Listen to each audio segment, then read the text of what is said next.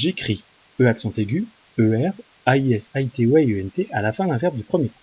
Je dois savoir à quoi correspond E accent aigu, ER ou AIS, AIT, AIENT à la fin d'un verbe du premier groupe. Je dois aussi pouvoir choisir la bonne orthographe de fin de verbe du premier groupe dans une phrase. Je sais à quoi correspond E accent aigu à la fin d'un verbe du premier groupe. E accent aigu est utilisé quand le verbe du premier groupe est à la forme participe passé. Exemple, fatigué, j'ai parlé à haute voix. Le participe passé peut être utilisé comme adjectif, comme fatigué, ou peut être utilisé dans la conjugaison du passé composé, avec un auxiliaire comme avoir ou ici avoir. Pour vérifier, je peux remplacer par un participe passé d'un autre verbe de sens proche ou d'un verbe du troisième groupe pour lequel j'entendrai la différence entre la forme participe et d'autres formes. Et je remplace fatigué et parler par abattre et répondre.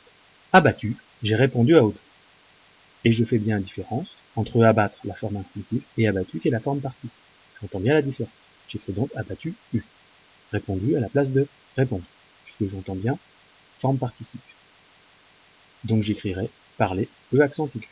Je ferai attention, le participe passé pourra aussi avoir des marques d'accord. Je sais à quoi correspond ER à la fin d'un verbe du premier groupe. J'écris ER quand le verbe du premier groupe est utilisé à l'infinitif. Exemple, tu dois t'échauffer avant de t'entraîner. Pour vérifier, de la même manière, je remplace par la forme infinitive d'un autre verbe, soit de sens proche, soit d'un verbe du troisième groupe pour lequel j'entends une différence. Tu dois lire avant de faire.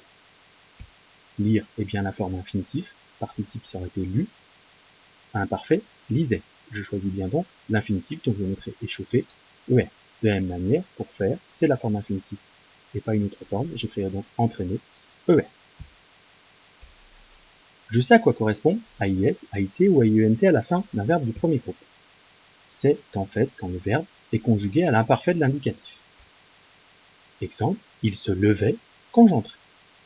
Levait AIENT, entrait AIS, la terminaison correspondant à une différence entre qui est le sujet de se lever, il, je mets AIENT, j'entrais J apostrophe AIS. Pour vérifier, je remplace aussi par un autre verbe et je remarque, il s'asseyait quand je sortais. Là, le verbe asseoir, qui est un verbe d'un autre groupe, sortir, qui est un verbe aussi d'un autre groupe, du troisième groupe, quand je le mets dans cette phrase-là, j'entends toujours est, une forme conjuguée. C'est donc bien une forme conjuguée à l'imparfait. Et je fais attention, systématiquement, quand je suis à l'imparfait, à vérifier qui est le sujet. Maintenant, je sais dans une phrase choisir entre E accent aigu, ER, ou la forme à l'imparfait. Je vais remplacer le verbe du premier groupe par un verbe d'un autre groupe. Alors du deuxième ou troisième groupe qui peut avoir un sens proche, ou plus généralement par un verbe pour lequel j'entends la différence entre infinitif, participe et imparfait, comme prendre ou voir. Exemple, le dimanche, quand il avait bien mangé, mon grand-père se reposait sur le canapé avant de partir jouer aux cartes avec ses amis. Je vais choisir prendre comme verbe à remplacer.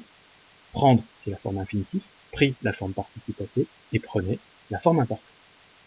Le dimanche, quand il avait bien mangé, je peux dire quand il avait bien pris. C'est donc la forme participe passé finissant par un accent aigu. J'ai écrit donc la forme participe passé de manger, E accent aigu. Mon grand-père se reposait. Je peux dire, mon grand-père prenait quelque chose. Prenait, c'est la forme imparfaite. Je vais donc se reposer à l'imparfait. Il se reposait, grand-père se reposait, troisième personne du singulier, a été. Avant de partir jouer. Avant de partir ou avant de prendre. C'est donc la forme infinitive. J'écris jouer à la forme infinitive, ER.